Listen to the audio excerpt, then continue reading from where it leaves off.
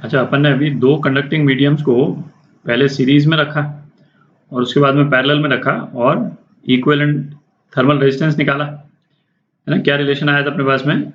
इस केस में equivalent thermal resistance आया था R1 प्लस R2, है ना। जो पहला मीडियम है उसका थर्मल रेजिस्टेंस और फिर दूसरा मीडियम उसका थर्मल रेजिस्टेंस। और जब दोनों मीडियम्स पैरेलल में थे तो इक्विवेलेंट थर्मल रेजिस्टेंस जो है उसका रिलेशन इस टाइप से आया था, ठीक है। तो अब ऐसा करते हैं, इन दोनों सिचुएशंस में इक्विवेलेंट थर्मल कंडक्टिविटी निकालते हैं, ठीक है। और थर्मल रेजिस्टेंस का क्या रिलेशन रहता था? L अपॉन K, जहाँ पे K जो है वो थर्मल कंडक्टिविटी है, ठीक है। अच्छा, यहाँ पे दो मीडियम्स अपन ने ले लिए, इसकी लेंथ L1 ले लेते हैं, एरिया A ले लेते हैं, इसकी लेंथ L2, एरिया A। अच्छा, हम चाहें तो दो से ज़्यादा मीडियम भी ले सकते हैं, ठीक है, उसमें आपका जनरल रिजल्ट आ जाएगा, बट हम दो मीडियम को लेकर के रिजल्ट निकाल लेते हैं, उससे फिर आप जनरलाइज कर लीजिएगा, ठीक।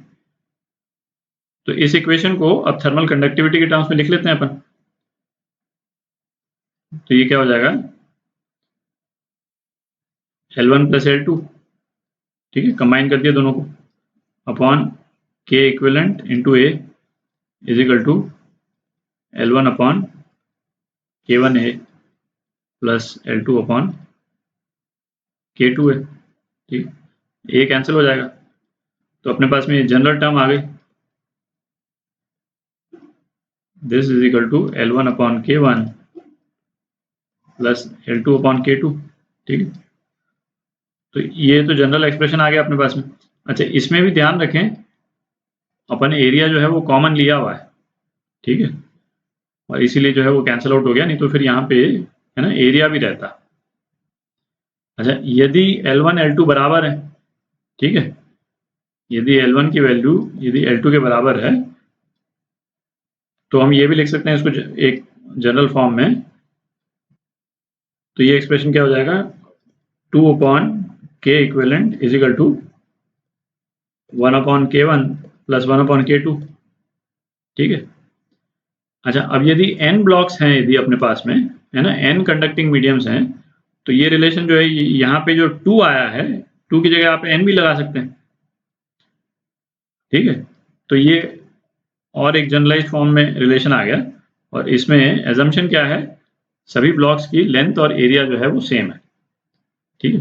और इसमें हीट जो है वो इस डायरेक्शन में पास हो रही, dq बाई dt इस डायरेक्शन में पास हो रही। अच्छा, अब दो मीडियम को यहाँ पे हमने पैरेलल में ले लिया, तो हीट जो है वो इस डायरेक्शन में पास हो रही,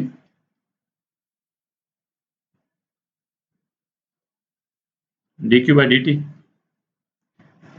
अच्छा, इस केस में अपन क्या करते हैं, एरिया अलग कर देते हैं, लेंथ सेम ले लेते हैं, ठीक है। एरिया जो है अलग कर दिया और लेंथ को सेम ले लिया, और इसको अब एक्सप्रेस कर देते हैं थर्मल कंडक्टिविटी के टर्म्स में। तो ये क्या आ जाएगा? K इक्विवेलेंट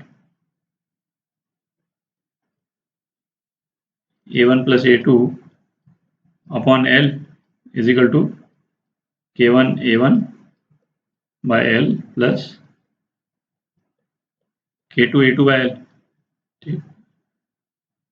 तो L कैंसिल आउट हो गया, L कैंसिल आउट हो गया, तो आपके पास में ये रिलेशन आ गया, K1 A1 plus K2 A2, ठीक है। तो ये तो एक जनरल रिलेशन आ गया आपके पास में। अच्छा, अब यदि एरिया जो है वो हर एक ब्लॉक का यदि सेम है ना, और n नंबर ऑफ ब्लॉक्स हैं यदि अपने पास में, तो एक जनरलाइज फॉर्म में अपने पास में क्या आ जाएगा? n K equivalent is equal to K1 plus K2, ठीक है। तो ये एक जनरलाइज रिलेशन आ गया अपने पास में। पर थर्मल कंडक्टिविटी ये तो चलिए ठीक है, अपन ने निकाल लिया, है ना, थर्मल कंडक्टिविटी के टर्म्स में अपन ने निकाल लिया, पर जो कंडक्शन वाले जो क्वेश्चंस हैं उसमें जो थर्मल रेजिस्टिविटी है,